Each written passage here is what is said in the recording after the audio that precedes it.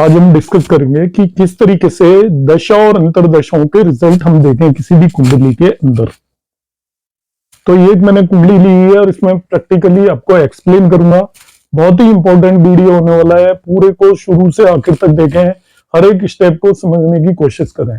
जहां पर भी आपको समझ में आने में डिफिकल्टी आ रही है उसको फिर से रिपीट करके देखें, क्योंकि ये आपको आज का वीडियो समझ में आ जाता है तो आपको दशा अंतरदशाओं के फल निकालने में कोई भी डिफिकल्टी नहीं होगी। ये मैंने एक लिब्रा लगने की कुंडली ली हुई है। अब मुझे इसमें किसी भी प्लेनेट के अंदर दूसरे प्लेनेट की अंतरदशाओं का रिजल्ट निकालना है।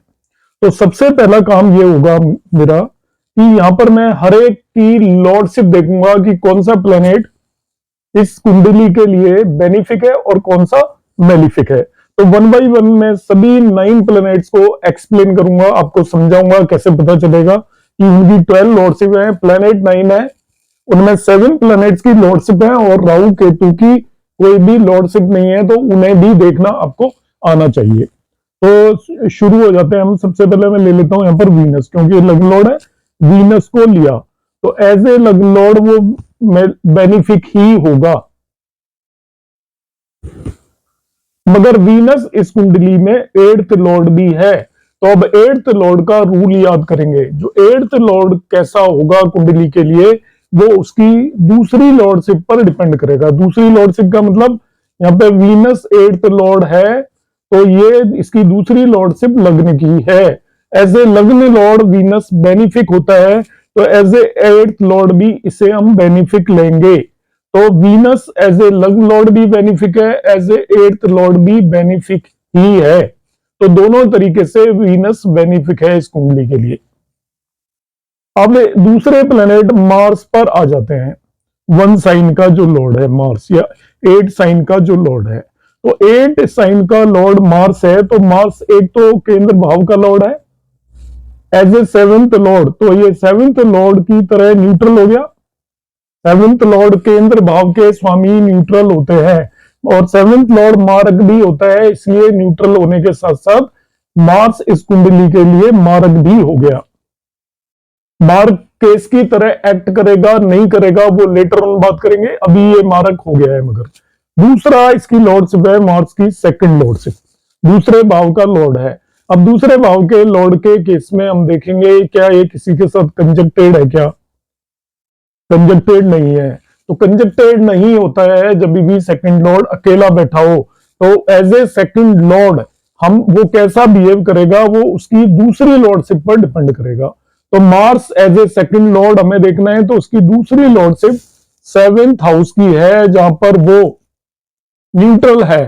तो Mars as a 2nd lord neutral हो गया और मारक तो 2nd लॉर्ड भी होता है, इसलिए मार्स इस कुंडली के लिए एज ए 7th लॉर्ड भी मारक है और 2nd लॉर्ड भी मारक हो गया, और दोनों की ये न्यूट्रल ही होगा, एज ए 2nd लॉर्ड भी और 7th लॉर्ड भी। मगर as a 2nd lord neutral इसलिए है क्योंकि इसकी दूसरी लॉर्डशिप न्यूट्रल को बता रही है, 7th हाउस की लॉर्डशिप।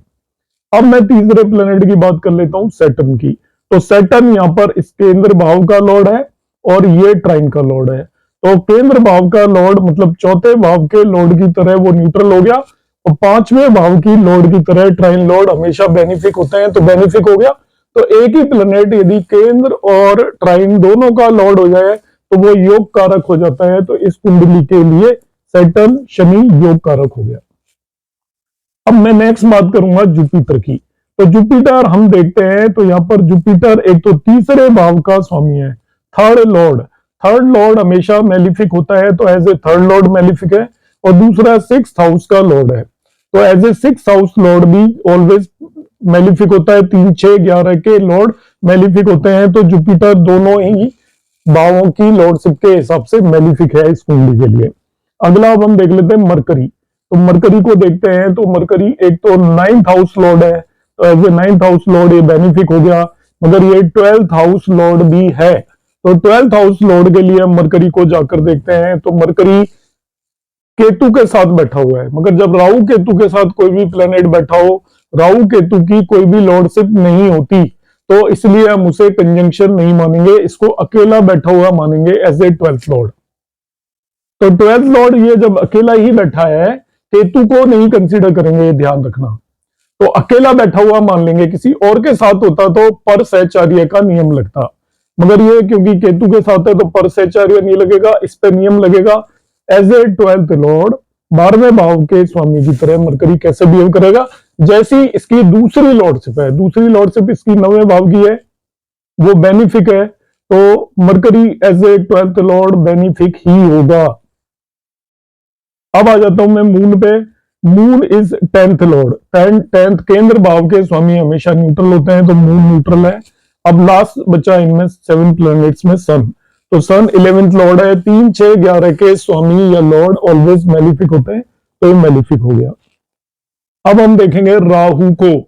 तो राहु और केतु के केस में दो चीजें देखनी होती हैं, एक तो उनका प्लेसमेंट, जिस भाव में बैठे हुए हैं, दूसरा कंजंक्शन, जिसके साथ बैठे हुए हैं, दोनों के करैक्टरिस्टिक आ जाते हैं। तो राहु क्योंकि ट्राइन में 5th भाव में अकेला बैठा है, वो बेनिफिक हाउस है, इसलिए राहु इस कुंडली के लिए बेनिफिक हो गया।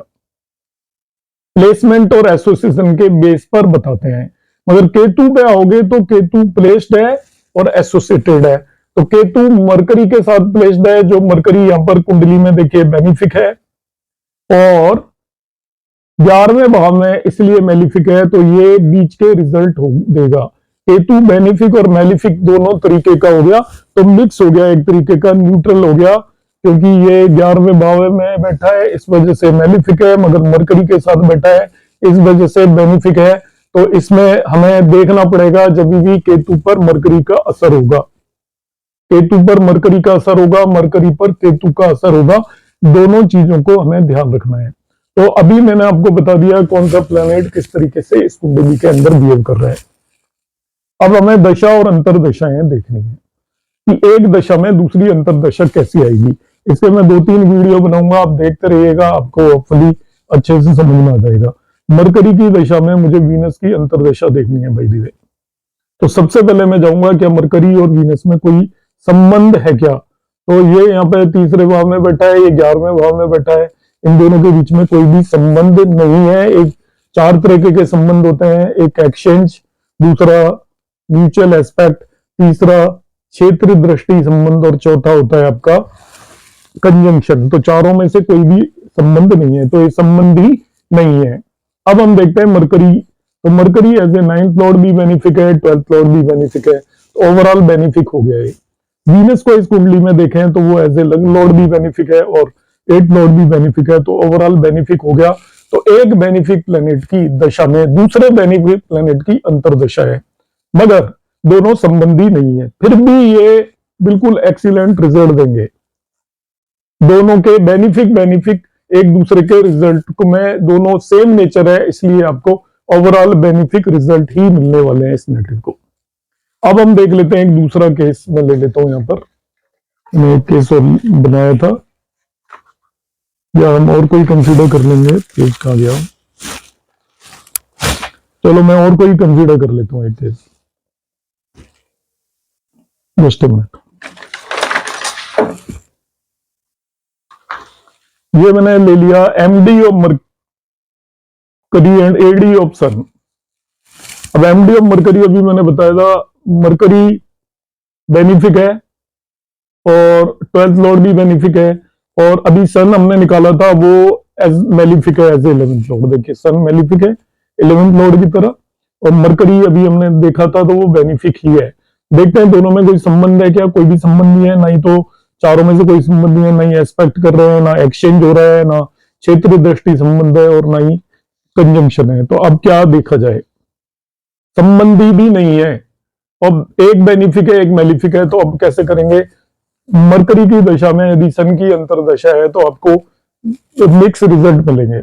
मिक्स कैसे कहेंगे, क्योंकि ये सन खराब करेगा और ये एक दूसरे के रिजल्ट को न्यूट्रलाइज कर देंगे। तो इनमें जो भी बली होगा, यदि मरकरी बली है, बेनिफिट तो है मगर इसका बली होना जरूरी है। प्लेनेट खुद बली होगा तो मरकरी के आपको रिजल्ट ज्यादा मिलेंगे, मतलब ओवरऑल बेनिफिक रिजल्ट मिल जाएंगे। मगर यदि सन बली हुआ इसलिए हमें ऑलवेज बल भी देखना पड़ता है जब भी दशा और अंतरदशाओं के रिजल्ट हम देखते हैं। जो आपका स्ट्रोंगर प्लेनेट होगा इन दोनों में से, उसके ऐसे मान के चले, आप समझिए इसको जरा ध्यान से। मरकरी ने 20 अच्छे फल देने हैं और सन ने 10 बुरे फल देने हैं, तो ये दोनों न्यूट्रलाइज होके आपको 10 फल मिलेंगे अच्छे मरकरी के। इसके अपोजिट यदि हो जाता है आपका कि इसने 10 अच्छे फल देने हैं मरकरी ने और सन ने 20 खराब फल देने हैं, तो आपको नेट खराब फल मिलेंगे 10। तो बेनिफिक की दशा में मेलिफिक की अंतरदशा यदि हो और दोनों संबंधी नहीं है, यदि संबंधी होते हैं दोनों, तो आपको इसके पूरे बेनिफिक रिजल्ट मिलते, इसके पूरे मेलिफिक रिजल्ट मिलते, पूरे मिलते, दोनों के अलग अलग रिजल्ट मिलते एक ही टाइम पर। आपका अच्छा भी होता एज पर मरकरी और बुरा भी होता है एज पर सन। मगर जब दोनों ये संबंधी नहीं है तो एक दूसरे को रिजल्ट नहीं देने देंगे। तो मेलिफिक बेनिफिक नहीं देने देगा, बेनिफिक मेलिफिक नहीं देने देगा, तो आपको जो नेट रिजल्ट मिलेंगे वो इन दोनों के एक तरीके से जो बचे होंगे एक दूसरे के असर के बाद, जो इन दोनों में स्ट्रोंगर होगा उसके थोड़े बहुत रिजल्ट मिल जाएंगे, क्योंकि कैंसिलेशन हो जाएगा। आप इस तरीके से समझ सकते हो, तो इन दोनों के बीच में कैंसिलेशन हो जाएगा। अब मैं और कोई भी रिजल्ट यहां पे कंसीडर कर लेता हूं। सपोज मार्स की दशा है, मार्स की दशा में जुपिटर की अंतरदशा है, मार्स की दशा में जुपिटर की अंतरदशा है। मार्स ये यहां पर प्लेस्ड रहा और ये जुपिटर रहा, तो ये दोनों संबंधी नहीं है।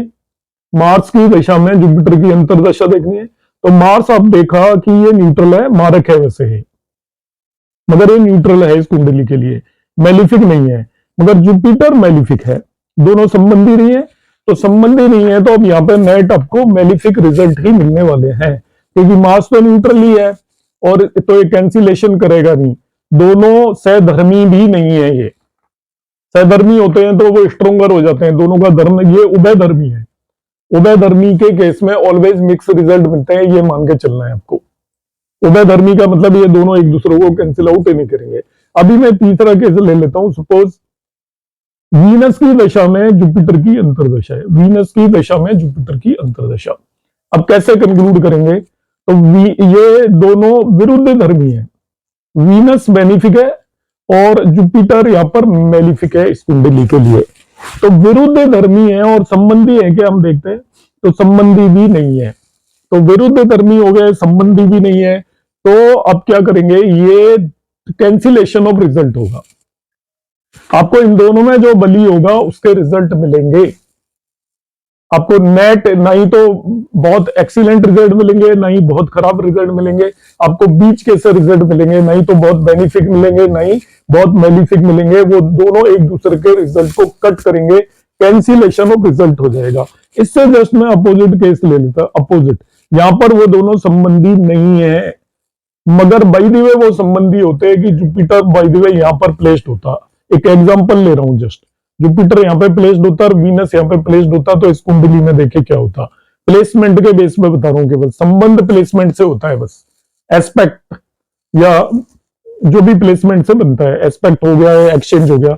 अब देखिए ये दोनों संबंधी है बाय द वे, और वीनस के अंदर जुपिटर की अंतरदशा है, तो वीनस तो अपने अच्छे फल देगा 8वें भाव और लग्न के, और जुपिटर अपने खराब फल देगा अब साथ साथ, क्योंकि संबंधी जब हो जाते हैं तो दोनों अपने फल पूरे पूरे देते हैं, कैंसिलेशन नहीं होता। मगर जब वो संबंधी नहीं है और दोनों विरुद्ध धर्मी है, तो वहां पे कैंसिलेशन ऑफ रिजल्ट हो जाएगा, क्लैश हो जाएगा। जो स्ट्रोंगर होगा उसके रिजल्ट वो अपने दे पाएगा, जितनी उसकी स्ट्रेंथ ज्यादा है। जैसे आपका 4 एंड -2 है तो आपको 2 रिजल्ट मिलेंगे। और मैं आपको एग्जाम्पल बता देता हूं इसमें। सपोज सन की दशा के अंदर, सन की दशा के अंदर मुझे मून की अंतरदशा देखनी है, तो सबसे पहले हम देखेंगे क्या इन दोनों के बीच में संबंध है। देखिए संबंध है, दोनों कंजक्टेड है, कंजक्टेड है, तो जब संबंध हो जाता है दोनों अपने अपने फल देंगे यहाँ पर। तो सन यहाँ पे मेलिफिक है तो वो अपने खराब फल देगा, और मून न्यूट्रल है तो वो अपने न्यूट्रल फल देगा, नहीं तो बहुत बेहतरीन देगा, ना बहुत ही वैसे देगा। तो आपके ओवरऑल आपको खराब ही फल नहीं मिलने वाले हैं, क्योंकि मून यहाँ पे न्यूट्रल है तो वो बहुत अच्छे फल तो देने वाला नहीं है, न्यूट्रल फल देगा वो। उसके काम हो जाएंगे आपके, ना तो अच्छे करेगा ना खराब करेगा। तो बीच कैसे रहेंगे, जैसा चल रहा है वैसा चलता रहेगा। न्यूट्रल का मतलब क्या है, मगर सन यहाँ पर मेलिफिक देने वाला है, क्योंकि इसमें कैंसिलेशन नहीं होगा, दोनों संबंधी हो गए इस केस में। तो इस तरीके से हम कंक्लूड करेंगे। अब देखिए सैटर्न वीनस के रूल अलग होते हैं, इसलिए मैं यहाँ पर एक्सप्लेन नहीं कर रहा हूँ, आपको एक सेपरेट में वीडियो बनाऊंगा सैटर्न वीनस के लिए। तो होपफुली आपको यहाँ पर ये समझ में आ गया होगा मैंने किस तरीके से इनको इंटरप्रेट किया है, और आप इस तरीके से किसी भी कुंडली में लगाकर आप 10-20 केसेस को प्रैक्टिस करेंगे। मैं और 1-2 कुंडली लेकर आऊंगा जिसमें मैं बताऊंगा किस तरीके से हम दशाओं के अंदर अंतर दशाओं के रिजल्ट देखते हैं इसमें। मगर मैं एंड में आपको कुछ एक कॉम्बिनेशन और बता रहा हूं, अभी आप वीडियो खत्म नहीं है, उसके अंदर मैं क्या बता रहा हूं आपको। कई बार ये होता है कि महादशा, अंतरदशा और प्रत्यंतर दशा में कैसा देखा जाता है। महादशा एक रूल है लघु पारशरी का, अंतरदशा और प्रत्यंतर दशा कि सपोज महादशा योग कारक प्लेनेट की और अंतरदशा भी योग कारक की है, और वो सॉरी प्रत्यंतर दशा दोनों योग कारक प्लेनेट की है, मगर अंतरदशा बेनिफिक प्लेनेट की हो जाती है। या ऐसा हो जाता है महादशा भी योग कारक की है, अंतरदशा भी योग कारक की है, मगर प्रत्यंतर दशा बेनिफिक की हो जाती है। 2 योग कारक हो जाए और तीसरा बेनिफिक हो तो वो भी योग कारक की तरह बिहेव करने लग जाएगा। 2 योग कारकों के साथ मतलब 3 दशाओं में महादशा, अंतरदशा, प्रत्यंतर दशा में महादशा योग कारक की है, महादशा योग कारक की होनी चाहिए, मगर अंतरदशा और प्रत्यंतर दशा में कोई भी एक दशा योग कारक की है और दूसरी बेनिफिक की है, तो जो बेनिफिक है वो भी योग कारक बन जाएगा। इसको आप रूल को बड़े अच्छे से याद रखना। एक मैंने कॉम्बिनेशन पहले बताया था, फिर रिपीट कर रहा हूं। एमडी लॉर्ड मेलिफिक है और अंतरदशा लॉर्ड योग कारक है। जैसे यहाँ पे एमडी लॉर्ड सन हो गया, एक्सेप्शन से ध्यान रखना, और उसमें सैटर्न की अंतरदशा होगी, सैटर्न योग कारक है, सन में सैटर्न की अंतरदशा होगी इस कुंडली में, तो आपको योग कारक के रिजल्ट मिलेंगे। ये एक्सेप्शन है लघु पारशरी के, तो इन एक्सेप्शन को आप हमेशा याद रखेंगे।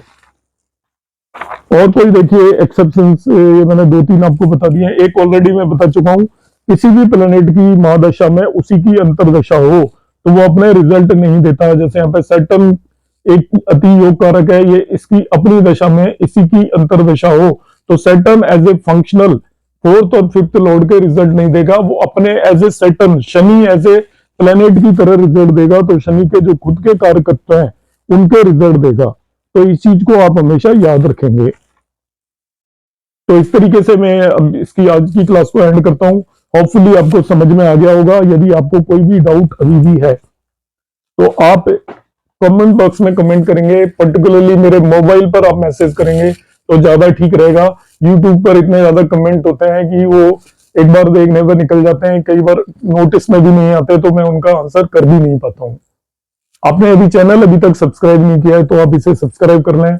आने वाली क्लासेस में मैं आपको बताने वाला हूं अलग अलग स्पेसिफिक्स जो देखने हैं आपको, अंतर दशाओं के जो रूल है, दशाओं के जो रूल है वो और बताऊंगा कि कौन सी दशा अच्छी जाती है, कौन सी दशा खराब जाती है, वो सभी रूल्स बताऊंगा। आप पूरी दशा सीरीज को बहुत ध्यान से देखें और इनके नोट्स बनाकर भी रखें। नमस्कार।